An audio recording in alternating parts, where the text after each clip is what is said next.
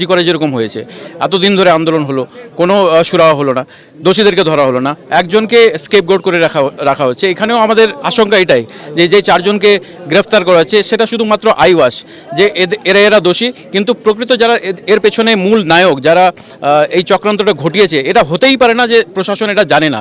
তার কারণ একটা পাড়ার মধ্যে তুমি দেখো, এত ভেতরে এসে বাড়ির ভেতরে বম ফেলা হয়েছে। এখানেই এই গ্রামেরই বাসিন্দা হচ্ছে এখানকার তৃণমূল দলের ব্লক সভাপতি, সে জানে না। এখানকার সিভিক পুলিশ যারা প্রতিটা বাড়ির খবর থাকে সিভিক পুলিশের কাছে, তাদের কাছে খবর থাকলো না যে এতগুলো বম অস্ত্র নিয়ে তৃণমূল নেতারা মিছিল করবে, সেটা তাদের কাছে খবর ছিল, এটা মানতে পারছি না আমরা। বিধায়িকা তো তিনি ভোটে জেতার পরে তিনি জনপ্রতিনিধি হয়ে যান, তিনি তো নির্দিষ্ট কোনো দলের মধ্যে সীমাবদ্ধ থাকেন না। তিনি খালি সোশ্যাল মিডিয়ার মধ্যে খালি তিনি শোক বার্তা জ্ঞাপন করলেন। আমি আশা করেছিলাম তিনি জয়ী হয়েছেন, রাজতন্ত্রটা তিনি পালন করবেন। এখানে তো একজন যখন তিনি বিধায়ক হয়ে গেছেন, এমএলএ হয়ে গেছেন, কে কোন